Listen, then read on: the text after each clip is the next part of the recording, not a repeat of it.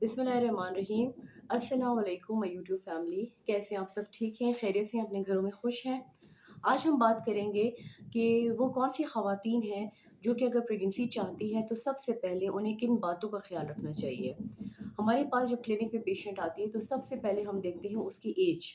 अगर किसी पेशेंट की एज जो है वो 35 साल से ज़्यादा उम्र की है और अगर वो कहती है कि उसका कोई जो प्रेगनेंसी है वो डाउन सिंड्रोम है या कोई मतलब दिमागी मसले के साथ बच्चा पैदा हुआ है, तो इसमें हमें केयर करनी होती है और पेशेंट को काउंसलिंग करनी होती है।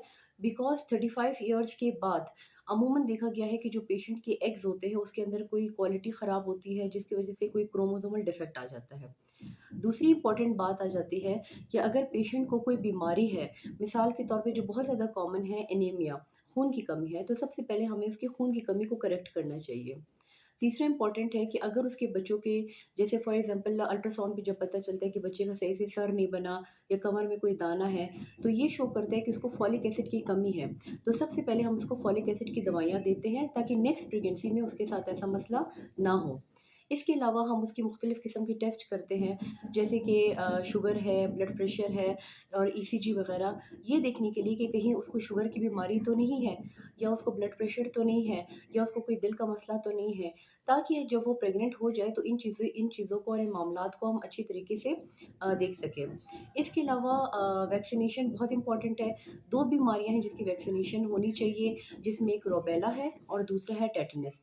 ये 2 वैक्सीनेशंस बहुत ज़्यादा इंपॉर्टेंट है अगर आप अपनी प्रेगनेंसी को प्रिपेयर कर रही हैं, आप प्लान कर रही हैं अपनी प्रेगनेंसी को।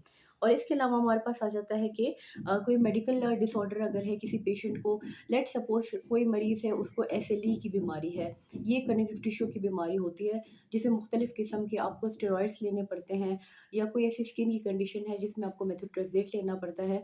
तो ऐसे मरीज़ों को हम कहते हैं कि वो पहले अपना इलाज करवाएँ और इलाज जब तक कि उनका इलाज जारी रहेगा उस वक़्त तक हम पेशेंट को कहते हैं कि वो कॉन्ट्रासेप्टिव्स पे रहें, यानी फैमिली प्लानिंग वाली अद्वियात पे रहें, ताकि ऐसा ना हो कि वो इस किस्म की दवाइयाँ ले रही हैं और अगर वो प्रेग्नेंट हो जाएँ तो इस केसेस में ज़्यादातर मिसकैरेजेस का रिस्क होता है, जो कि एक फीमेल के लिए एक मेंटल ट्रॉमा होता है।